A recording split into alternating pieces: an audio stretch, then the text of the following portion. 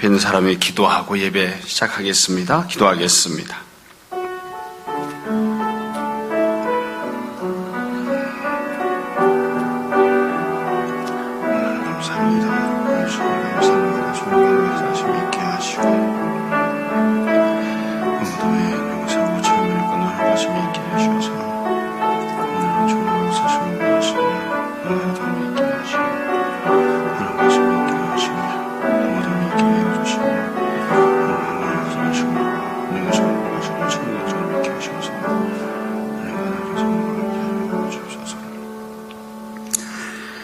아버지 하나님, 은혜를 감사합니다. 우리에게 오늘도 귀하고 아름다운 주일 허락하여 주시고 또 우리에게 주의 이름을 찬양하며 예배드리고자 하는 귀한 마음 허락하여 주시니 감사합니다.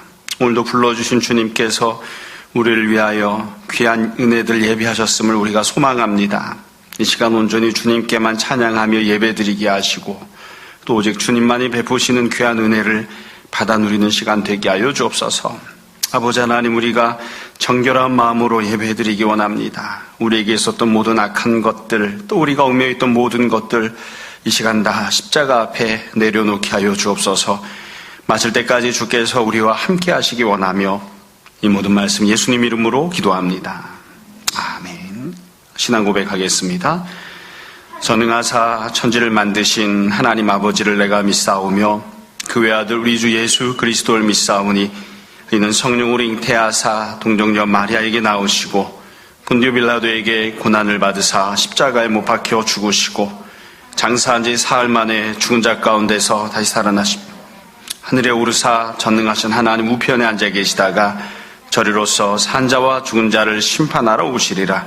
성령을 믿사오며 거룩한 공예와 성도가 서로 교통하는 것과 죄를 사하여 주시는 것과 몸이 다시 사는 것과 영원히 사는 것을 믿사옵나이다. 아멘. 지난 일주일 동안의 삶을 돌이켜보고 주님 앞에 감사와 회개 기도하는 시간 갖겠습니다. 기도하겠습니다.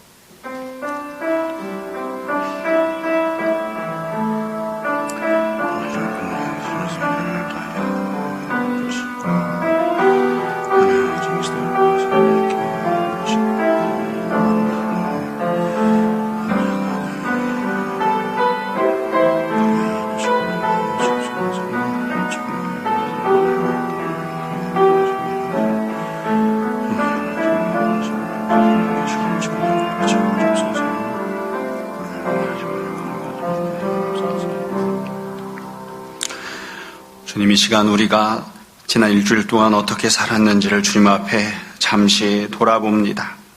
우리가 말로 행동으로 다른 사람들을 아프게 하고 힘들게 했던 것들, 그리고 또 우리가 주님을 사랑하며 섬기기보다 나의 고집과 나의 욕심을 앞세웠던 것들 참 많이 있음을 우리가 기억합니다.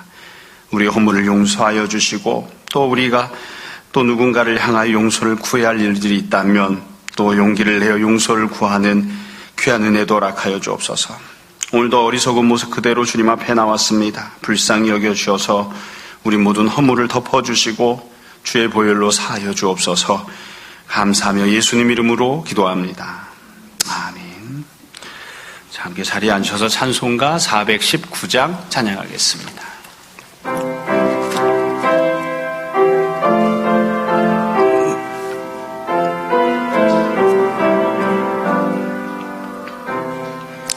주 날개민 내가 편안히 쉬네.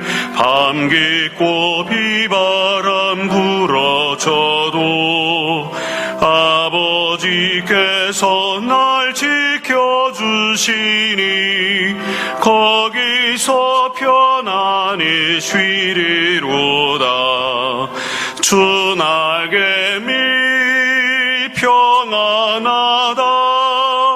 그 사랑 끊을 자는요. 주 날개민 내 쉬는 영혼 영원히 거기서 살리.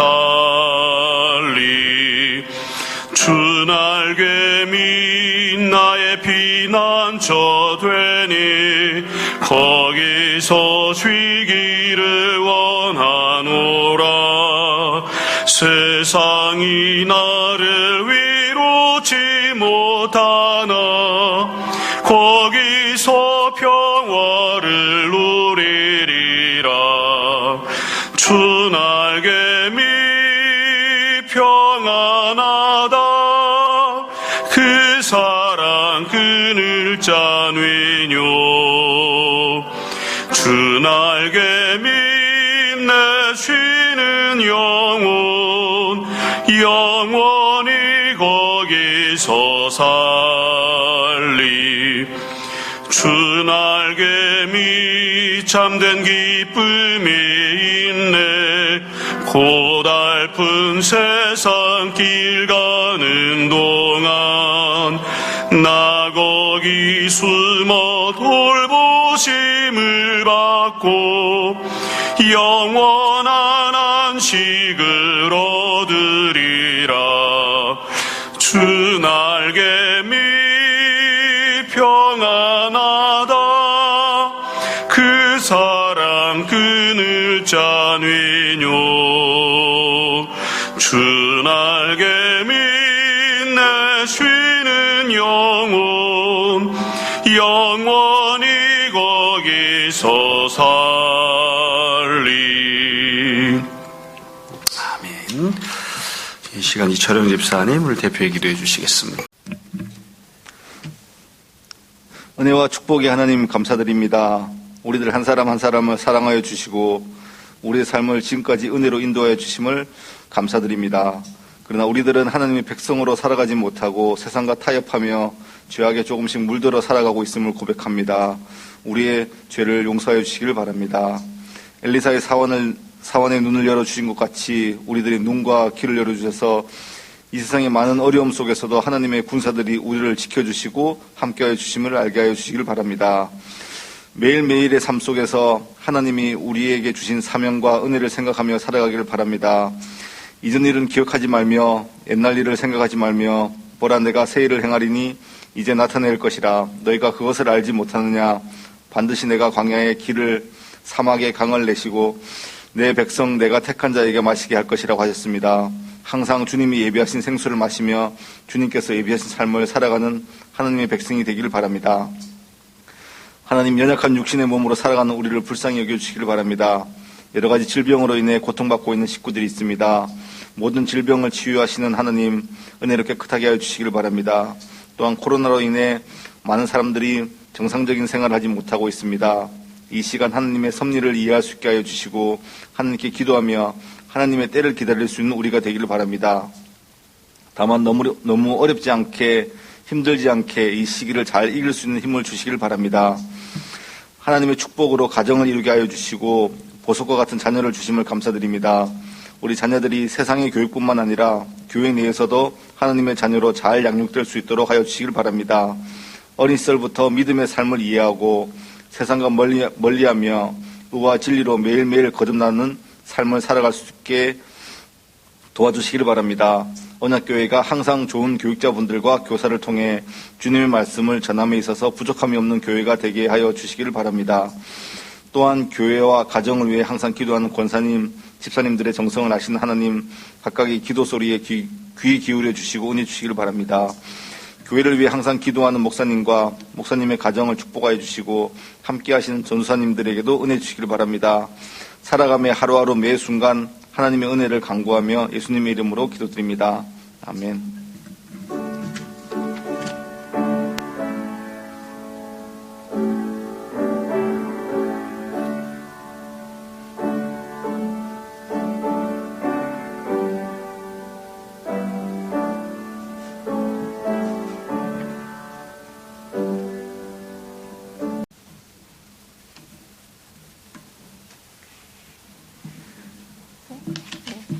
오늘 말씀은 요한복음 11장 1절부터 16절까지입니다. 어떤 병자가 있으니 이는 마리아와 그 자매 마르다의 마을 베다니에 사는 나사로라. 이 마리아는 향유를 주께 붓고 머리털로 주의 발을 닦던 자요. 병든 나사로는 그의 오라버니더라. 이에 그 누이들이 예수께 사람을 보내어 이르되 주여 보시옵소서 사랑하시는 자가 병들었나이다 하니 예수께서 들으시고 이르시되 이 병은 죽을 병이 아니라 하나님의 영광을 위함이요 하나님의 아들이 이로 말미암아 영광을 받게 하려 함이라 하시더라. 예수께서 본래 마르다와 그 동생 나사로를 사랑하시더니 나사로가 병들었다 함을 들으시고 그 계시던 곳에 이틀을 더 유하시고 그 후에 제자들에게 이르시되 유대로 다시 가자 하시니 제자들이 말하되 랍비여 방금도 유대인들이 돌로 치려 하였는데 또 그리로 가시려 하나이까. 예수께서 대답하시되 낮이 12시간이 아니냐. 사람이 낮에 다니면 이 세상의 빛을 봄으로 실족하지 아니하고 밤에 다니면 빛이 그 사람 안에 없는 거로 실족하느니라. 이 말씀을 하신 후에 또 이르시되 우리 친구 나사로가 잠들었도다. 그러나 내가 깨우러 가노라. 제자들이 이르되 주여 잠들었으면 낫겠나이다 하더라. 예수는 그의 죽음을 가리켜 말씀하신 것이나 그들은 잠들어 쉬는 것을 가리켜 말씀하심인 줄 생각하는지라. 이에 예수께서 밝히 이르시되 나사로가 죽었느니라. 내가 거기 있지 아니한 것을 너희를 위하여 기뻐하노니 이는 너희로 믿게 하려 함이라.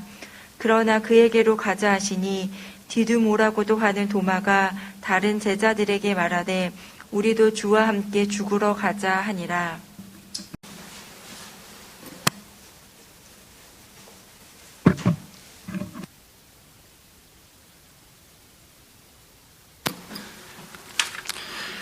자, 우리 오늘 요한복음 11장 1절부터 16절 말씀 함께 나누려고 합니다. 다른 소단락과 마찬가지로 11장부터 새로운 소단락이 시작하고요. 그리고 맨 앞부분에는 사건, 예수님이 행하신 기적이 나옵니다. 지금 읽은 본문은 우리가 잘 알고 있는 나사로의 부활에 대한 사건입니다. 이 사건은 우리가 기독교 신앙의 가장 중요한 핵심적인 또 우리가 갖고 있는 궁극적인 소망인 부활에 관한 내용을 담고 있습니다. 이 사건을 굉장히 상세하게 설명을 해놓았어요. 그래서 1절부터 우리가 16절까지 읽었는데 이 본문도 짧지는 않죠. 근데 사실은 이 본문만으로 지금 사건이 전개되는 것이 아니고요. 이 이후에 실제로 나사로가 죽는 장면, 그리고 그 이후에 예수님께서 마리아와 대화하시고 마르다와 대화하시고 그 이후에 이제 여기에 대해서 반응하고 주님이 다시 설교하시는 이런 식으로 굉장히 본문이 상세하게 전개가 됩니다. 우선 먼저 지금 읽은 이 1절부터 16절이 어떤 문맥인지 어떤 역할을 하는지를 먼저 생각하고 본문을 나누려고 해요. 그냥 우리는 이 나사로 사건을 굉장히 잘 알고 있기 때문에 지금 읽은 본문만 가지고도 대충 내용을 다 이해한 것처럼 이렇게 생각하곤 합니다. 그런데 잘 생각해 보시면 나사로가 부활하는 사건은 일단 나사로가 죽어야 되는 거죠. 나사로가 죽고 그 다음에 부활을 한다고요. 근데 지금 읽은 이 1절부터 16절까지 나오는 내용은 아직 나사로가 죽기 전입니다. 그러니까 죽기 전에 도대체 어떤 일이 있었는지를 기록하고 있는 거예요. 근데 진짜로 이제 벌어진 사건은 죽음과 부활이니까 결국 지금 읽은 이 내용은 실제로 이 죽음이라고 하는 고난이 닥치기 전에 어떤 일이 있었는지 조금 더 그냥 쉽게 이야기를 하면 우리 구약 성경을 보면 욥기가 있죠. 욥기에 보면 욥이 고난을 당하죠. 근데 고난을 당하기 전에 왜 그런 고난이 있었는가? 그 고난이 생긴 이유가 무엇인가, 또 고난을 당하게 된 목적이 무엇인가, 이런 것들에 대해서 천상에서 하나님과 마귀 사이에 막 대화가 오고 갑니다. 마귀와 하나님 사이에 대화가 있고 난 다음에 자 그럼 이제 고난 주기 시작한다 이러고서는 욥기가 출발을 해요. 지금 읽은 이 1절부터 16절은 나사로가 죽기 전에 도대체 이 일은 어떤 목적을 가지고 진행이 되었는지 또 어떻게 전개가 될 것인지 이런 것들에 대해서 어찌 보면 천상에서 회의하듯이 사전에 있었던 얘기들이 이 안에 담겨져 있어요. 그러니까 이 모든 내용들을 전제로 깔고 그 다음에 이제 실제로 나사로 사건이 이제 전개가 되는 거죠. 그래서 우리가 이 본문을 읽으면 나사로의 죽음이라는 것이 어떤 의미를 가졌는지 주님은 어떤 계획을 갖고 계셨는지를 미리 우리가 살펴볼 수 있습니다. 이제 이런 것들을 생각하고 이제 본문 내용을 보려고 해요. 본문은 보면 크게 전반부와 후반부로 되어 있고 세부적으로 보면 4개로 나눌 수 있는데 1절부터 10절은 전반부고요. 11절부터 16절은 후반부입니다. 먼저 1절부터 10절까지 내용을 보고 그 다음에 다시 또 뒷부분도 살펴보려고 합니다. 먼저 1절부터 4절이에요. 먼저 1절부터 4절에 보시면 사건이 어떤 상황에서 전개가 되는지가 나옵니다. 1절부터 3절에 보시면 나사로와 그 가족과 관련된 설명이 나오거든요. 1절을 보세요. 어떤 병자가 있으니 이제 병이 들었다고 돼 있죠. 그러니까 상황은 병이 든 상황입니다. 질병의 상황이고요. 또 이게 굉장히 심각한 질병이어서 지금 죽기 직전까지 왔습니다. 그리고 사람에 대한 설명이 나오죠. 이는 마리아와 그 자매 마르다의 마을 베다니에 사는 나사로라. 병자 이름이 나옵니다. 이름은 나사로고요. 자매들이 있었어요. 언니가 마르다, 동생이 마리아. 사는 동네는 베단입니다. 예수님이 나중에 십자가 지러 가시면 예루살렘에서 주무시지 않고 베단에 나와서 주무셨습니다. 베단이라고 하는 이 동네 이름은 뜻이 베이트 얀이에요. 그래서 합치면 고난의 집, 고통의 집, 슬픔의 집, 질병의 집, 여튼 안 좋은 그런 집입니다. 요즘 우리가 동네 이름 정하면 뭐 일산 뭐 이런 데 가면 햇볕마을 뭐 이런 거 있잖아요. 이 동네는 너 어디 사니 그러면 나는 고통의 집에 살아. 동네 이름 별로 안 좋죠. 베다니 여기 살았어요. 2절에 보면 마리아에 대한 설명이 나와요. 가족들에 대한 설명이죠. 마리아는 향유를 주님께 붓고 머리털로 주의 발을 닦던 자요. 병든 나사로는 그의 오라버니더라. 사실 나사로가 무엇을 했는지에 대한 설명은 아니지만 그 가족이었던 마리아가 어떻게 주님을 섬겼는지가 나옵니다. 그럼 이 사건은 굉장히 유명하죠. 그래서 마리아가 향유를 주님께 붓고 자기 머리털로 주님의 발을 닦아드렸다.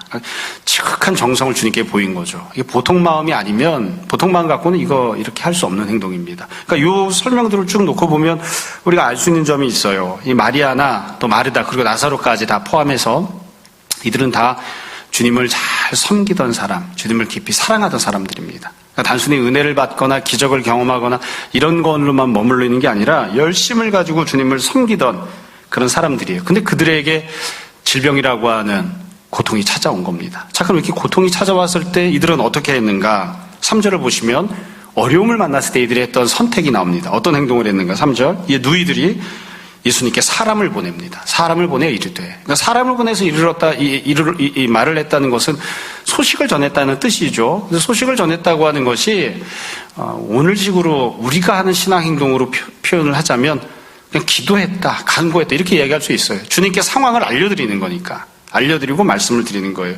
그리고 또 뭐라고 이야기했는지가 3절 끝에 보면 나오는데 한 글자도 버릴 게 없습니다. 다 귀한 표현을 쓰고 있어요. 처음에 주님을 뭐라고 불렀냐면 주여. 주님이라고 부릅니다. 뒷분에 가시면 제자들이 예수님을 랍비라고 부릅니다. 근데 마르다는 예수님을 주님이라고 고백했어요. 그리고 뭐라고 자기들에 대해서 이야기했느냐 보시옵소서. 사랑하시는 자가 병들었나이다. 그러니까 자기를 참 주님께서 사랑하시는 사람 이렇게 표현한 거예요. 저는 언제나 이 본문 읽을 때마다 정말 대단한 자기 인식이다. 정말 자신감 있는 표현이다. 이런 생각이 들어요. 자기를 표현하면서 너는 누구야? 그랬을 때 나는 당신이 사랑하는 사람입니다. 이렇게 표현했잖아요. 여러분 이거 우리가 집에서 만약에 호윤이가 아빠에게 아빠 장난감 사줘. 그랬는데 내가 왜 너한테 장난감 사줘야 되지? 그래서 또 호윤이가 이렇게 얘기한다고 생각해 보세요. 아빠는 나를 사랑하잖아. 어떻게 안 사주겠습니까? 물론 그래도 안 사주는 경우도 있지만 본인을 표현할 때 이 나사로 가족은 나는 당신이 사랑하는 사람입니다. 이렇게 표현을 했어요. 그리고 당신이 사랑하는 내가 병이 들었습니다. 여러분 문자적으로만 놓고 보면 병이 들었다고 사실만 이야기했지 해결책에 대한 요구는 없죠. 고쳐주십시오. 뭐 이런 얘기는 없잖아요. 근데 여기 다 들어있는 거예요. 애가 엄마한테 엄마 나 배고파 이렇게 얘기하면 밥 줘 이 얘기 안 해도 밥 달라는 뜻이 다 들어있죠. 그렇죠? 그래서 지금 상황을 다 말씀을 드렸어요. 그래서 이 상황을 놓고 보면 참 가슴 아파요. 왜냐하면 이분들은 나사로는 마리아 마르다는 그들도 예수님을 사랑하는 사람들이고 동시에 예수님이 그들을 사랑하시는 이런 깊은 관계에 있는 사람들인데 이들에게 질병이 찾아온 거예요. 질병이 찾아왔을 때에 적절하게 믿음으로 행동했습니다. 주님께 아뢰고 간구하고 부르짖고 주님께 도움을 요청하는 아주 적절한 행동을 했어요. 그런데 결국은 어떻게 되었느냐? 아직 본문에 나오진 않았지만 우리가 다 잘 알고 있죠. 상황이 악화가 돼서 나사로가 죽습니다. 그러니까 이게 이제 현재 사건이 진행되는 첫 장면, 첫 상황입니다. 그러니까 결국 쉽게 이야기하면 이렇게 이야기할 수 있어요. 특별하게 큰 죄를 저지른 것도 없고 지금 당장 형벌을 받아야 될 어떤 구체적인 이유가 보이지 않는데 그럼에도 불구하고 주님을 사랑하고 주님께 사랑을 받고 있는 성도가 고난과 고통을 당하고 있는 겁니다.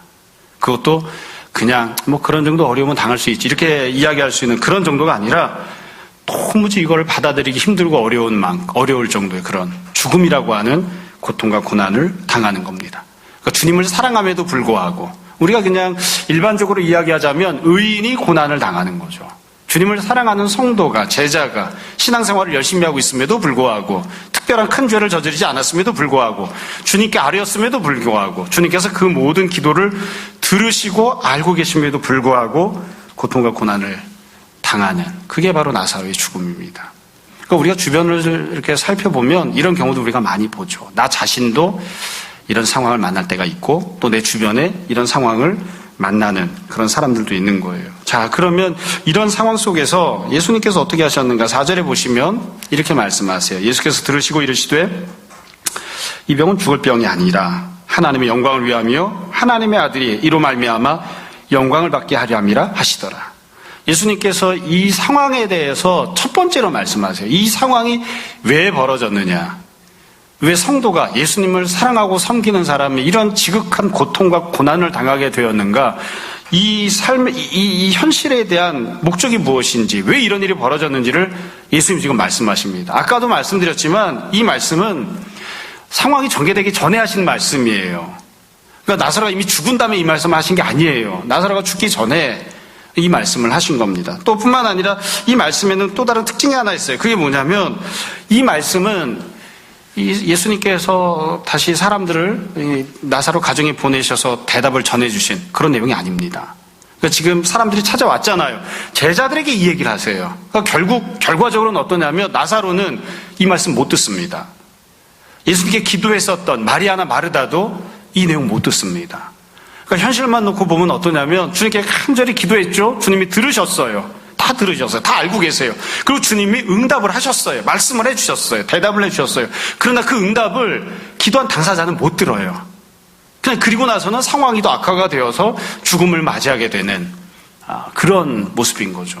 그러니까 이 상황에 대해서 예수님이 왜 도대체 이런 사건이 생긴 것이냐, 여기에 대해서 첫 번째로 말씀하신 것이 바로 하나님의 영광이 나타나게 하기 위해서, 이것을 통해서 하나님의 영광을, 예수님께서 하나님의 영광을 받기 위해서라고 주님께서 말씀하신 겁니다. 그래서 우리가 성도가 고통을 당할 때 제일 처음으로 생각해야 되는 것은 주님께서 다 듣고 알고 계심에도 불구하고 비록 나에게 응답이 없는 것처럼 보여도 그 고통과 고난 속에 하나님의 뜻과 계획이 있다. 그 하나님의 계획은 첫 번째로 하나님의 영광이 나타나는 것이다. 우리가 이것을 늘 생각해야 됩니다.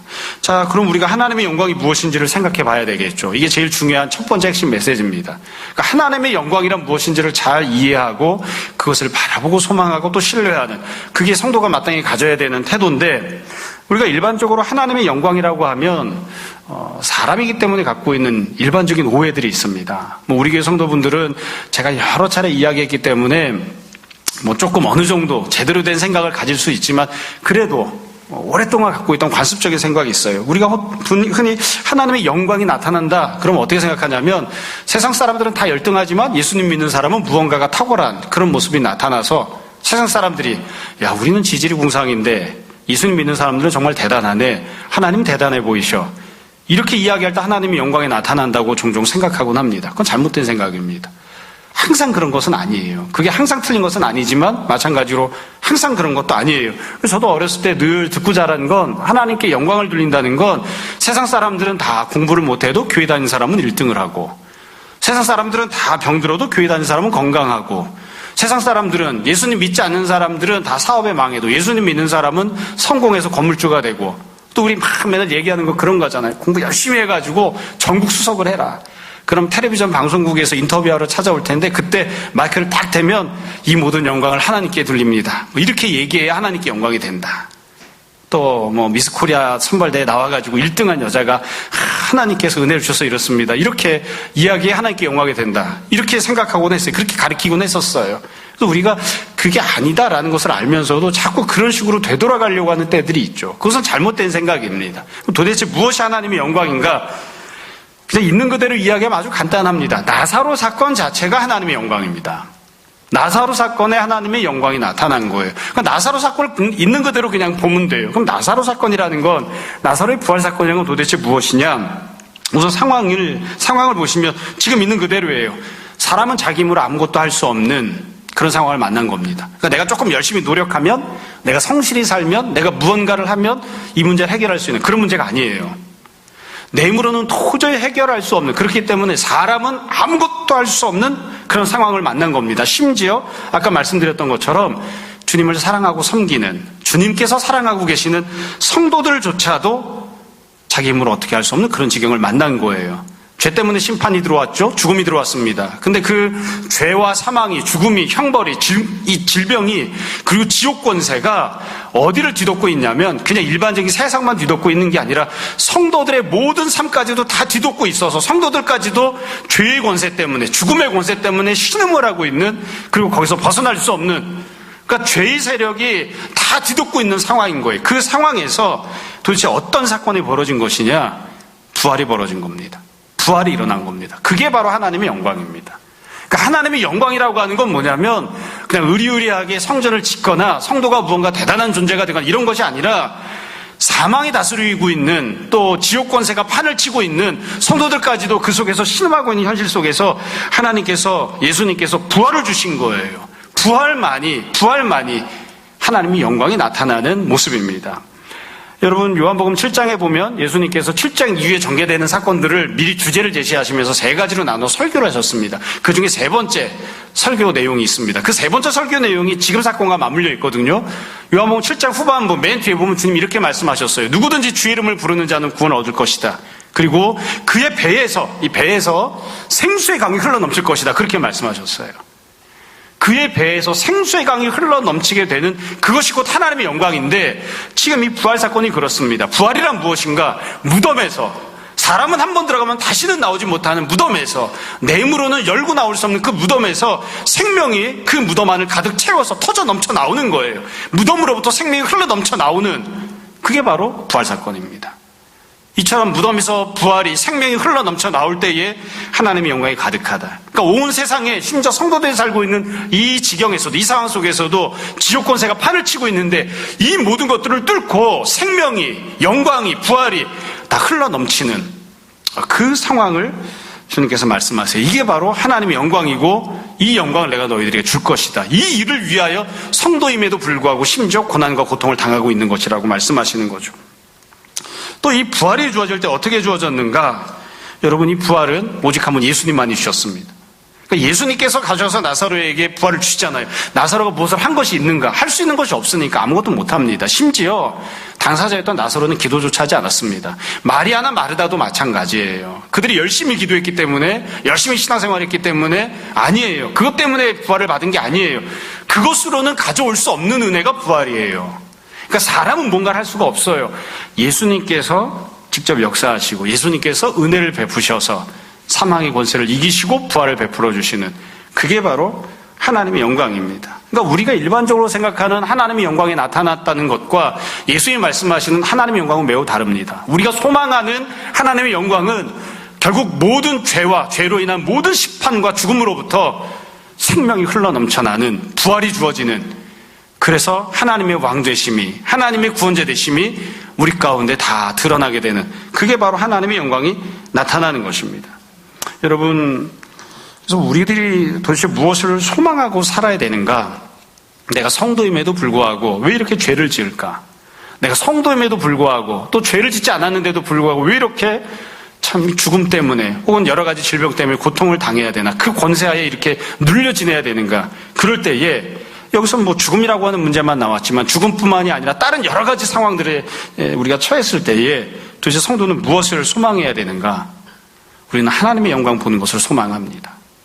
우리 힘으로는 어떻게 할 수 없지만, 참 다른 것들이 왕노릇하고 있는 것처럼 보이지만 하나님께서 역사하셔서, 예수님께서 역사하셔서 예수님께서 나를 구원해 주시는 하나님의 영광이 나타나고 그것을 우리가 목격하고 듣고 받고 누리는, 우리는 다 그것을 소망합니다. 성도가 되었다는 것은 그런 소망을 갖고 산다는 것이고, 또 성도가 되었다는 것은 그 은혜를 받아 누린다는 뜻입니다. 그 뒤를 볼게요. 5절부터 10절까지 보면 또 다른 사건이 하나 나옵니다. 사실 예수님 앞에는 두 개의 사건이 앞에 기다리고 있었습니다. 예수님께서 지금 이제 나사로를 찾아가실 건데, 나사로를 찾아가실 때에 나사로의 죽음이라고 하는 문제가 하나 있었고 그것만이 아니라 또 다른 문제가 하나 있었어요. 이 또 다른 문제에 대해서 주님이 말씀을 하시는 내용이 5절부터 10절에 나옵니다. 먼저 5절을 보시면 예수께서 본래 마르다와 그 동생과 나사로를 사랑하시더니 나사로가 병들었다함을 들으시고 그 계시던 곳에 이틀을 더 유하시고, 그러니까 일단은 예수님이 이틀을 더 그 자리에 유하셨어요. 이건 그냥 고의로 일부러 시간을 끌고 있는 거죠. 나사로 죽을 때까지. 뭐 이때 이미 나사로가 죽었는지 어쨌는지 모르겠습니다. 만약 죽었으면 다시는 살아날 수 없도록 시체가 썩을 때까지 이제 기다리고 계시는 거예요. 그러니까 기도했던 마리아나 마르다 입장에서 생각해 보면 이게 가슴이 무너져 내려앉을 그런 상황인 거죠. 얼마나 이게 피가 바짝바짝 다 마를 거예요, 아마. 그래도 예수님께서 그냥 시간을 보내세요. 응답하실 수 있는데도 불구하고 응답하지 않고 그냥 지체하고 계시는 거죠. 근데 본문에서는 이게 나사로가 밉기 때문에, 나사로가 하찮기 때문에 이런 게 아니라 나사로를 사랑하시는데도 불구하고 이렇게 하셨다, 이렇게 기록해 놓았어요. 여기는 이제 다 목적이 있는 거고요. 그 이후에 예수님이 다른 이야기를 하십니다. 7절을 보세요. 그 후에 제자들에게 이르시되 유대로 다시 가자. 이게 주님이 말씀하신 두 번째 내용입니다. 유대로 다시 가자. 여러분, 여기서 말하는 유대는 나사로가 살던 베다니가 아닙니다. 베다니도 크게 보면 유대의 범주 안에 들어있어요. 근데 예수 말씀하신 유대는 예루살렘을 뜻하는 거거든요. 그러니까 베다니로 가는 게 아니라 내가 예루살렘으로 가야 되겠다, 유대로 가야 되겠다, 이렇게 지금 말씀을 하시는 거예요. 이건 주님의 계획입니다. 그러니까 예수님이 유대로 가겠다고 계획을 말씀하셨어요. 그러니까 제자들이 대답을 합니다. 8절, 제자들이 말하되, 제자들이 예수님께 이렇게 이야기했어요. 랍비여. 벌써 별로 마음에 안 들죠? 제자들이 예수님을 랍비라고 부릅니다. 그리고 방금도 유대인들이 돌로 치려하였는데 또 그리로 가시려 하나이까. 그러니까 지금 현재 상황에 대해서 설명을 해요. 제자들은 예수님께 뭐라고 상황 설명하냐면 지금 이미 죽을 지경입니다. 방금 전에 사람들이 예수님 당신께 돌로 쳐서 죽이려고 하지 않았습니까? 방금 전에 그랬거든요. 근데 지금 거길 또 간다고요? 지금 그렇게 이야기를 하는 거예요. 만류하는 거죠.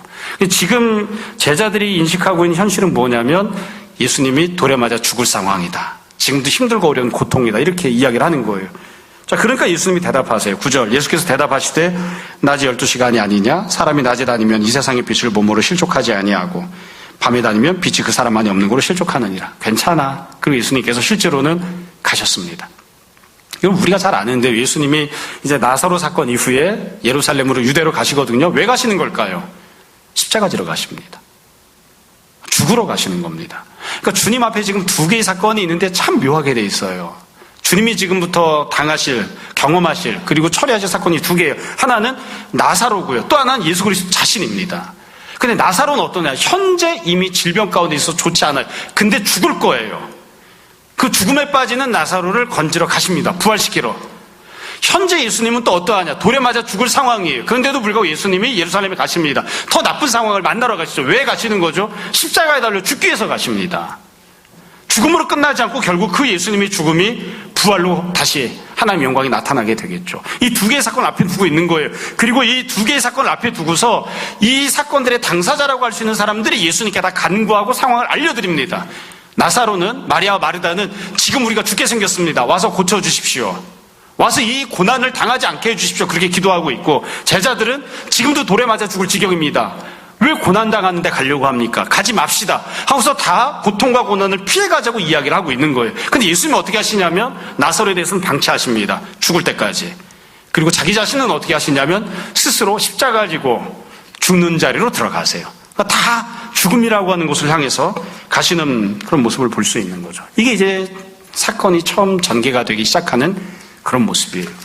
결국 이 내용들을 놓고 보면 주님 앞에 있었던 두 개의 사건 모두에 대해서 사람들이 주님 앞에 알려드리죠.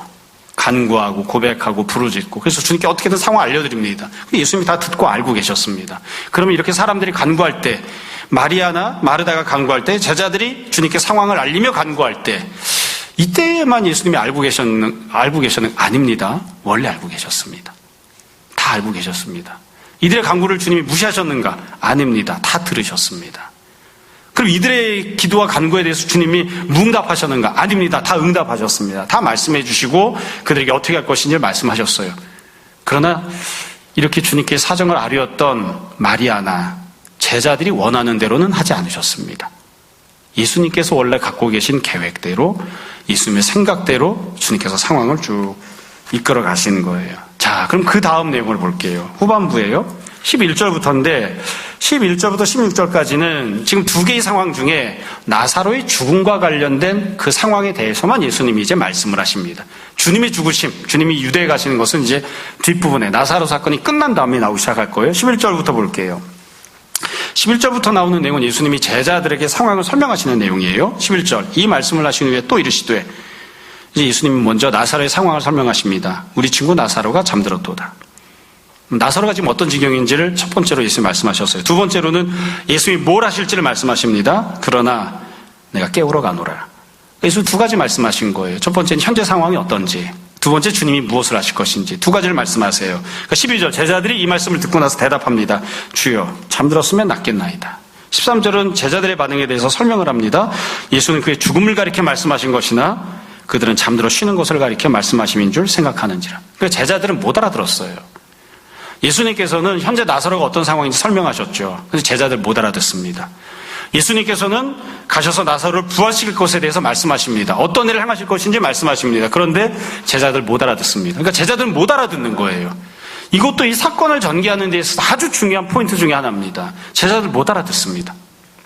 여러분, 처음에 사건이 출발할 때 나사로가 고통당하고 결국 죽음을 맞이했을 때 왜 그런 일을 만난 걸까요? 제자들 몰랐습니다. 그럼 그 처음 상황을 만났을 때만 몰랐느냐? 아닙니다. 예수님이 설명을 해주셨어요. 예수님이 설명을 해주셨는데 그 설명을 듣고 난 다음에도 몰랐습니다. 끝까지 몰랐습니다. 계속 모르는 거예요. 이거는 이 제자들만 이런 게 아닙니다. 제자들만 특별히 멍청하고 어리석어서 그런 게 아니에요. 만약에 마리아나 마르다가 이 앞에 있었어도 예수님 똑같이 말씀하셨을 거예요. 하나님의 영광을 위해서 그렇다. 이렇게 말씀하셨을 거예요. 그럼 마리아나 마르다는 알아들었을까? 못 알아듣습니다. 아마 못 알아들었을 거예요. 처음에도 자기들이 왜 고난당하고 있는지 이해를 못했고 나중에 주님 말씀해 주셔도 그거 잘 이해 못합니다. 이건 그들만 그런 게 아니고 우리도 그런 것 같아요. 제가 한번 생각해 봤어요. 설교 준비하면서 우리는 어떤가? 여러분, 우리가 뜻모를 고난을 당했을 때 왜 그런지 이유를 알 수 없는, 그리고 내 힘으로 해결할 수 없는 그런 상황에 처했을 때, 심지어 내가 주님이 나를 사랑하신다는 것을 확신하고 있으면서도 그럼에도 불구하고 내가 고통을 당하고 있을 때 우리가 왜 그런 고통을 당하는지 정말로 아나요? 우리 모릅니다.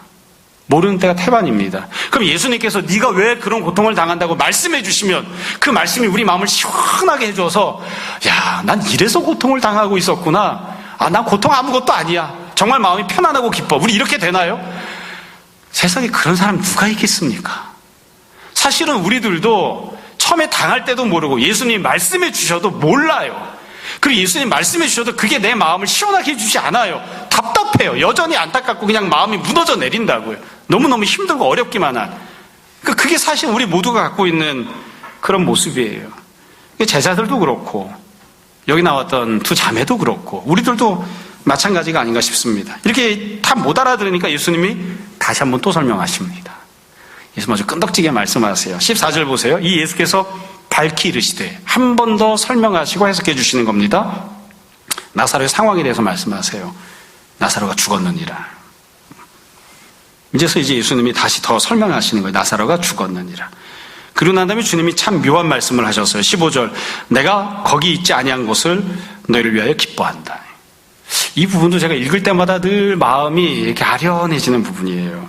예수님이 내가 거기 있지 않았던 것, 그것을 기뻐한다 하셨어요. 여러분, 예수님이 만약에 거기 계셨으면 어떻게 됐을까요? 나사로랑 같이 있었으면 나사로 안 죽었겠죠. 나사로 고쳐주셨겠죠. 근데 예수님이 지금 말씀하시는 건 내가 고쳐주지 않고 나사로가 질병 가운데 고통당하다가 결국 죽게 된 것, 그것을 내가 기뻐한다고 말씀하시는 거거든요. 그럼 여기서 예수님이 기뻐한다고 하신 건 정말 내가 원하던 무언가를 성취받았을 때 느끼는 어떤 그런 감정적인 기쁨, 그런 기쁨일까? 그건 아닌 것 같아요. 예수님께서 나사로 무덤에 찾아가신 다음에 막 우십니다. 예수님이 살면서 몇 번 안 울었다고 하는데 막 우는 그런 장면이 나와요. 그러니까 실제로 예수님이 슬프신 거예요. 자기가 사랑하는 사람이 죽었으니까 고통스러운 거예요. 힘들고 어려운 거예요. 근데 주님이 기뻐한다고 말씀하셨어요. 이 기쁨은 소망을 갖고 있기 때문에 생기는 그런 기쁨이 아닐까 싶어요. 이건 인간적인 언어로 표현하기는 어려운 것 같아요. 가령 이런 거죠. 예수님께서 공생의 사역을 시작하실 때 광야에서 40일 금식 기도하시고 하늘이 열리고 하늘에서 하나님의 음성이 들렸습니다. 하나님의 말씀을 선포하실 때 항상 두 가지 선포하세요. 첫 번째는 이는 내가 사랑하는 아들이다. 두 번째는 내가 기뻐하는 사람이다. 이렇게 말씀하십니다. 자, 그때 하나님께서 예수님을 보고 기뻐한다고 말씀하실 때 너무 기뻐서 막 춤을 추고 기뻐하는 그런 기쁨이었을까요? 제가 성경 공부할 때마다 그 본문 놓고 얘기할 때 계속 그런 설명을 했습니다. 만약에 우리가 영화를 찍는다고 치면 어떤 성우의 어떤 음색깔을 가지고 내가 이 사람을 기뻐한다 이렇게 표현하는 것을 우리가 표현할 수 있을까? 여러분, 지금 예수님 공생애를 시작하시거든요. 이 공생애는 십자가 고난으로 결정이 되어 있습니다. 주님이 죽는 길이에요. 공생애 시작을 하셔서 하루가 지나면 죽음으로 한 걸음 더 가까이 간 겁니다. 이틀이 지나면 죽음을 향해서 이틀이 더 가까이 간 겁니다. 살 수 있는 날이 이틀이 줄어든 거예요. 자기가 사랑하는 아들이 자기가 죽으라고 이 땅에 보냈기 때문에 그 말씀에 순종해서 죽는 길을 시작했어요. 그 죽음으로 귀결될 그 길을 시작하는 예수님을 바라보고 하나님께서 내가 기뻐한다고 말씀하신 거예요. 그때 표현된 기쁨이 너무너무 좋아서 어쩔 줄 표현할 수 없는 그런 기쁨일까요? 그건 아니에요. 아마 하나님도 눈물이 있었으면 울지 않았을까 싶습니다. 아들을 죽는 자리로 보내는데 어느 부모가, 어느 아빠가 춤추겠습니까? 그러니까 이건 소망 가운데, 믿음 가운데 갖고 있는 그런 기쁨인 거죠. 그럼 예수님께서 왜 기뻐한다고 하셨는가? 두 번째 목적이 나와요. 성도가 당하는 고난과 어려움이 갖는 두 번째 목적입니다. 15절 두 번째 줄에 보시면 이는 너희로 믿게 하려 함이라. 믿게 하려 함이라. 믿음을 갖게 하시기 위해서 이런 일이 있다고 주님이 설명을 하셨습니다. 너희로 믿게 하려 함이라. 여기에는 두 가지 중요한 특징이 있어요. 첫 번째는 이 말씀은 당사자에게 하신 말씀이 아니에요. 나사로, 마리아, 마르다에게 하신 말씀이 아니에요. 제자들에게. 이 사건을 통해서 제자들이 믿음을 갖습니다. 그러면 마리아나 마르다나 나사로는 믿음을 안 갖나요? 아니요, 그들도 갖습니다. 그러니까 하나님의 영광이 나타났을 때, 주님께서 은혜를 베푸셨을 때 그 결과는 당사자뿐만이 아니라 그 사건을 목격한 다른 모든 사람들도 믿음을 갖게 됩니다. 그게 주님께서 원하시는 목적입니다. 이건 사실 우리들은 너무나 잘 경험하는, 잘 알 수 있는 내용이에요. 왜냐하면 우리가 이런 모습으로 믿음을 가졌거든요. 여러분, 우리가 다 직접 부활을 경험해야만 믿음을 갖느냐? 아닙니다. 나사로가 부활을 하고 그 부활을 우리가 목격하면서 우리가 믿음을 가져요. 우리가 홍해를 직접 두 발로 건너야만 믿음을 갖게 되느냐? 아닙니다. 홍해를 걷는 건 이스라엘 백성들이지만 우리가 그걸 보면서 우리가 믿음을 갖게 되잖아요. 우리가 믿음을 갖게 되잖아요. 그러니까 하나님의 영광이 나타나면 그 영광을 목격하는 제3자들도 믿음을 갖습니다. 두 번째 특징은, 그러면 여기서 믿음을 갖게 되는 제자들은 도무지 믿음이 없는 사람들인가? 아닙니다. 이들은 다 믿음을 갖고 있는 사람들입니다. 예수님을 믿는 사람, 주님을 사랑하는 사람, 섬기는 사람들입니다. 그러나 이들이 아직 모르고 있는 부분이 있어요. 이들이 아직 믿음을 갖고 있지 않은 부분들이 있죠. 그러니까 완벽한 믿음은 아닌 거예요. 그러니까 아직 성장해야 되는 믿음이기 때문에 그들에게 믿음의 성장을 주님께서 주시겠다고 하시는 거예요. 여지껏 몰랐던 것을 알게 하실 것이고, 여지껏 소망하지 않던 것들을 소망하게 하실 것이고, 여지껏 믿지 않던 것들을 믿게끔 만들어 주시겠다는 겁니다. 이게 바로 성도가 뜬모를 고난을 당할 때 그 안에 들어있는 주님의 계획과 목적입니다. 그러니까 다르게 이야기하면 신앙이 성장하는 거죠. 믿음이 성장하는 거예요. 그 사건을 겪는 사람, 그 주변에서 보는 사람들이 이 사건을 통해서 신앙이 성장하게 되는 것이 이 고난이 갖고 있는 두 번째 목적입니다. 우리가 참 불행하게도, 참 안타깝게도, 그러나 우리가 다 인정할 수밖에 없는 것은 사람은 참 얄팍하고 간사한 존재인지라 참 만사형통하고 모든 일이 잘 풀리면 별로 기도할 일도 생기지 않고 마음이 가난해지지도 않고 또 사실은 신앙이 잘 성장하지도 않습니다.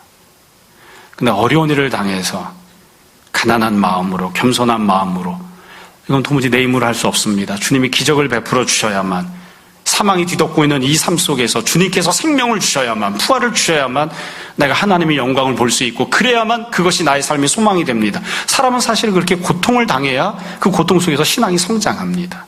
이게 참 안타까운 점이죠. 그러니까 어쩔 수 없는 부분이기도 해요. 여러분, 그래서 성도가 고난을 당하는 이유와 목적이 무엇인가? 믿음이 성장하기 위해서입니다. 믿음이 성장하기 위해서. 주님께서 이렇게 말씀하시니까 맨 마지막에 제자들이 반응을 합니다. 이 반응은 참 비참하고 불행해요. 16절. 디두모라고 하는 도마가 다른 제자들에게 말을 합니다. 우리도 주와 함께 죽으러 가자. 이 무슨 말인지 모르겠어요. 제가 생각할 땐 이 말을 하고 있는 도마도 자기가 지금 무슨 말을 하는지 모르는 것 같아요. 그러니까 우리가 봐도 무슨 말을 하는 건지 모르는 거죠. 지금 나사로에게 가시잖아요. 그럼 원래 이 자리에 무슨 내용이 나와야 되냐면 이렇게 말을 해야, 이런 반응을 보여야 정상이에요. 우리는 다 하나님의 영광 보기를 원합니다. 죽음이 지금 우리 삶을 뒤덮고 있고 나사로를 뒤덮고 있지만 오직 한 분 예수 그리스도께서 역사하셔서 그 죽음을 생명으로 뚫고 부활을 우리에게 허락하실 것을 믿습니다. 여지껏은 몰랐지만, 여지껏은 바라보지 않았지만 이제 우리가 소망하고 우리가 믿습니다. 우리에게 그 은혜를, 그 부활의 영광을 베풀어 주십시오. 이런 내용이 나와야 정상이에요. 그런 내용 안 나와요. 우리도 주와 함께 죽으러 가자. 잘 모르는 거예요. 주님 말씀을 많이 들었지만 여전히 무슨 말씀을 하고 있는지도 모르고 여전히 믿음이 없는 그런 모습입니다. 자, 이제 오늘 말씀을 정리하겠습니다. 제가 오늘 처음 말씀드린 것처럼 1절부터 16절 우리가 읽은 본문은 아직 본격적으로 사건이 진행하기 전에 그 사건을 미리 보여주면서 이 사건이 도대체 어떤 목적을 갖고 있는지, 어떤 하나님의 계획하에서 진행되었는지를 미리 설명해 주는 역할을 합니다. 자, 이제 몇 가지를 정리해서 말씀드릴게요. 첫 번째로, 언제나 그렇지만 제일 중요한 건 문자적인 의미입니다. 본문이 갖고 있는 글자 그대로의 의미죠. 여러분, 성도가 뜬모를 고난을 당하기도 하나요? 예, 그런 고난을 당하기도 합니다. 왜 그런 어려움이 생겼는지 모르는 그런 고통을 주님을 사랑하는 사람, 주님께서 귀히 여기는 사람들도 당하기도 하나요? 예, 당하기도 합니다. 그게 우리가 꼭 기억해야 되는 첫 번째 메시지입니다. 그러나 그 안에는 반드시 하나님의 뜻이 있습니다. 두 번째로, 이렇게 성도들이 뜬모를 고난을 당하고 어려움에 처하게 되는 이유는 무엇입니까? 예수님께서 두 가지를 말씀하셨습니다. 첫 번째는 하나님의 영광이 나타나는 것을 베풀어 주시기 위해서고, 두 번째로는 이 모든 과정을 통해서 당사자와 주변의 모든 성도들이 믿음이 변화하고 성장하게 하기 위해서입니다. 이게 우리가 생각해야 되는 부분이에요. 하나님의 영광이 나타나고 믿음의 성장이 나타나는, 이게 고난이 갖고 있는 아주 중요한 목적입니다. 참, 근데 이게 현실적으로 생각하면 그런 부분이 있는 것 같아요. 여러분, 있을까요? 굉장히 많이 서운했을 것 같습니다. 마음 굉장히 어려웠을 것 같아요. 얘기해줘도 모르잖아요. 지금 모르는 채로 당하고 있잖아요. 이게 도대체 무슨 목적으로 이런 일이 진행되고 있는지 모르는 상황에서 이런 일을 당하고 있으니까 얼마나 마음이 힘들었을까, 얼마나 답답했을까, 때로는 주님을 불신앙하거나 주님께 원망하고 싶은 마음이 얼마나 많이 들었을까 싶습니다. 그러나 그 모든 고통과 고난 속에는 반드시 하나님의 계획과 목적이 있습니다. 세 번째로, 어찌 보면 지금부터 말씀드리는 이 내용이, 이 세 번째 특징이 우리가 오늘 꼭 기억해야 되는 내용입니다. 주님께서 진정 주시려고 하는 하나님의 영광, 진정 주시려고 하는 은혜는 무엇인가? 부활입니다. 근데 이것을 우리가 오해해서는 안 되는 부분이 있습니다. 여러분, 나사로가 부활하죠? 그럼 나사로는 다시 안 죽나요? 또 죽습니다. 나사로의 죽음이 구브로에 있다고 그래요. 키프로스 섬에. 사도 바울이 1차 선교행을 갔을 때 제일 처음으로 간 곳이 구브로였습니다. 거기 나사로의 무덤이 있다고 해요. 나사로 부활했잖아요. 그렇지만 나사로 결국 죽습니다. 그러면 예수님께서 정말로 이 사건을 통해서 주시려고 했던 메시지는 무엇일까? 정말로 나사로에게 베푸시려고 했던 은혜는 무엇인가? 주님이 주시려고 했던 은혜는 다시 죽음을 맞이하게 되는 부활, 그걸 주시려고 하는 게 아닙니다. 그래서 우리는 나사로의 부활을 첫 번째 부활이라고 얘기하지 않아요. 우리가 다 알고 고백하잖아요. 첫 번째 부활은 누구의 부활입니까? 예수 그리스도의 부활입니다. 왜 그럼 예수 그리스도의 부활이 첫 번째 부활이냐? 주님은 부활하신 이후에 다시는 죽지 않습니다. 육체도 영혼도 다시는 죽지 않습니다. 결코 다시는 죽음을 맛보지 아니하는 생명을 누리는 부활, 그 부활을 정말로 주님이 우리에게 주시길 원하는 거예요. 그래서 주님의 부활이 첫 번째 부활입니다. 여러분, 이 사건이 벌어진 이유는 성도들이라고 하면 누구든지 다 육체적으로 죽은 다음에 육체적으로 부활하는, 이걸 보여주기 위해서가 아니에요. 성도들에게 주님께서 주시려고 하는 것은 다시는 결단코 죽음을 맛보지 않는 부활을 주신다는 그 메시지를 우리에게 선포하시기 위해서 이 사건이 있는 겁니다. 오병이어를 생각해 보세요. 예수님께서 5,000명이나 되는 사람들에게 떡을 떼어주셨습니다. 그 사건은 뭘 뜻할까요? 예수님께서 그 기적을 왜 행하신 것입니까? 오병이어의 기적을 행했던 사람들, 다시 배가 고플까요? 안 고플까요? 배가 고프죠. 예수님께서 떼어주신 떡을 먹었어도 결국 다시 배가 고프기 마련입니다. 그 떡은 영원한 생명을 주지 않아요. 그 떡은 우리의 배를 잠깐 동안만 일용할 양식을 공급받게 해줄 뿐이지 영원한 양식이 되어주진 않아요. 근데 예수님께서 그 사건을 행해주신 목적은 따로 있죠. 내가 너희들에게 이 떡을 떼어주는 것처럼 너희들이 영원히 목마르지 아니할 물을, 너희들이 영원히 배고프지 아니할 영원한 양식을, 나의 몸과 나의 피를, 너희들의 참된 양식과 음료로 내가 너희들에게 주겠다. 그 영원한 생명을 주시겠다고 하는 것을 보여주시기 위해서 상징적 사건으로 그 사건이 벌어진 거예요. 나사로 사건도 마찬가지입니다. 나사로가 부활한 것은 그와 같은 부활을 내가 너희들에게 똑같이 주겠다는 것을 주님이 말씀하시는 게 아니에요. 이 사건을 통해서 나사로는 부활하지만 결국 죽지만 다시는 죽음을 보지 아니할 영원한 부활을 내가 너희들에게 주겠다는 그 메시지를 주님이 보여주시기 위해서 이 사건이 있는 겁니다. 그래서 우리가 소망하는 것도 바로 그 부활입니다. 주님이 부활하시는 부활. 여러분, 우리가 솔직하게 현실을 보고 이야기를 하자고요. 현실적으로 이야기를 하자고요. 가끔가다 성도분들이랑 이야기를 하다 보면 이렇게 뜬구름 잡고 하늘로 막 다니시는 분들이 있어요. 근데 기독교 신앙은 굉장히 현실적입니다. 여러분, 나사로처럼 성도가 아무 뜻 모르게 고난을 당해서 죽었습니다. 그리고 난 다음에 실제로 몸이 다시 살아난, 부활했던 그런 경우가 있나요? 없습니다. 나사로 혼자입니다. 사실 우리가 그것 때문에 고통스러워하거나 실망합니다. 성도가 신앙생활을 열심히 하다가 고통을 당해서 고난을 당해서 사업이 망했습니다. 그럼 그 성도는 항상 다시 재기하나요? 아닙니다. 재기 못하는 사람 많습니다. 사실 그게 현실입니다. 이 땅 가운데서 육체를 갖고 살아가면서 육적인 하나님의 육적인 상황에서 하나님의 영광이 나타나는 일을 모든 성도들이 다 경험하나요? 아니요, 그런 경우는 없어요. 죽었다가 다시 살아난 건 나사로 한 사람뿐이에요. 누구도 부활한 사람이 없어요. 그럼 성도들은 다 실패하는 것인가요? 다 거짓말을 믿고 있나요? 아닙니다. 그래서 우리가 소망하는 하나님의 영광은 어떤 경우에는 하나님께서 육체를 갖고 살아가는 이 땅의 삶 속에서도 부활을 주시기도 하지만, 성공을 주시기도 하지만, 재기를 주시기도 하지만, 그건 주시기도 하고 안 주시기도 해요. 사실은 그 은혜를 받아 누리지 못하는 사람이 대부분인 경우들도 참 많아요. 그러나 예수님 믿고 신앙생활하는 모든 사람들이 단 한 사람도 빠짐없이, 단 한 사람도 예외 없이 결코 실패하지 않는 것이 있습니다. 우리는 다시는 죽지 아니할 부활을 모두가 다 받아 누립니다. 우리는 그 은혜를 받고 살아가는 겁니다. 우리는 그것을 소망하고 살아갑니다. 그걸 믿고 살아가는 거예요.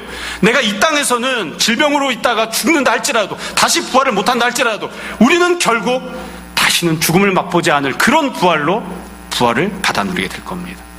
그게 우리가 갖고 있는 소망이고 우리가 갖고 있는 믿음입니다. 마지막으로 한 가지만 더 말씀드리겠습니다. 어찌 보면 이게 현실 속에서 우리가 실제로 적용할 때 가져야 되는 적용점인 것 같아요. 여러분, 제자들은 지금 예수님께서 말씀하신 거 다 몰랐습니다. 못 알아들었습니다. 그리고 실제로 하나님의 영광이 나타난 것을 깨닫게 되는 것, 그리고 주님이 말씀하셨던 믿음의 성장이 나타난 것, 이건 사건이 전개될 때가 아닙니다.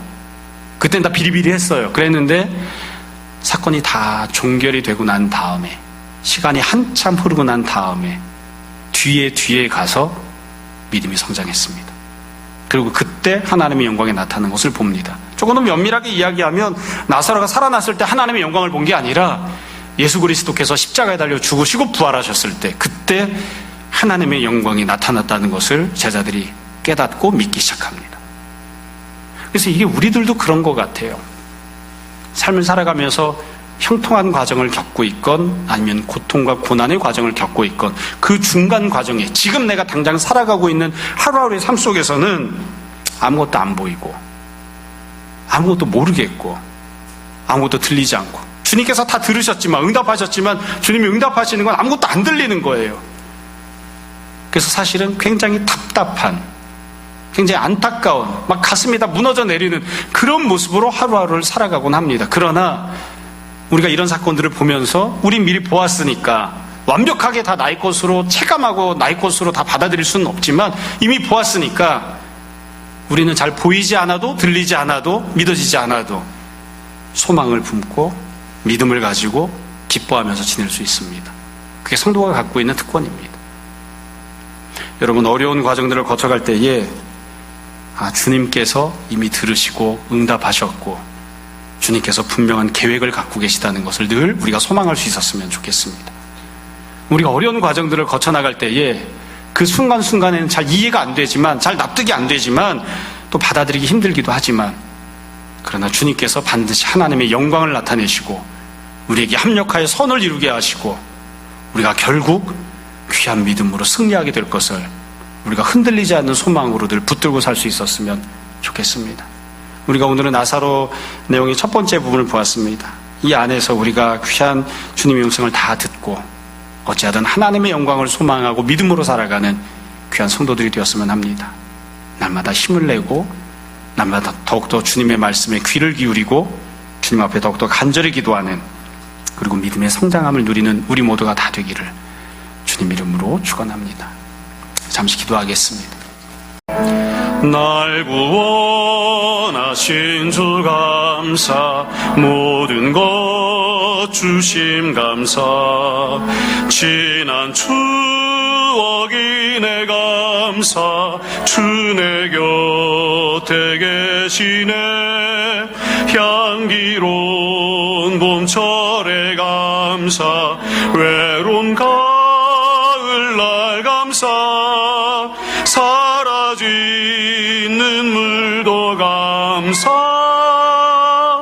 나의 영혼 평안에 응답하신 기도 감사, 거절하신 것 감사, 헤쳐나온 풍랑 감사, 모든 것 채우시네.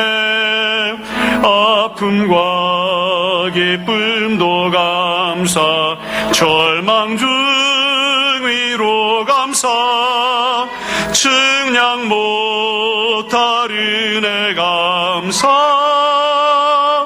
크신 사랑 감사해. 길가에 장미꽃 감사, 장미가 시도 감사, 따스한 가정 희망 주신 것 감사, 기쁨과 슬픔도 감사, 하늘 평안을 감사, 내일의 희망을 감사, 영원토록 감사해. 아멘. 기도하겠습니다. 주님, 힘들고 어려울 때에, 또 우리가 그 뜻을 알기 어려울 때에 더욱더 주님을 향하여 가난한 마음으로 소망을 품고 주님을 믿는 자들, 흔들리지 않는 믿음 가운데 거하는 자들 되게 하옵소서. 주 예수 그리스도의 은혜와 하나님 아버지의 사랑과 성령의 함께 하심이 사랑하는 모든 성도들 위해 지금부터 영원히 함께 있을지어다.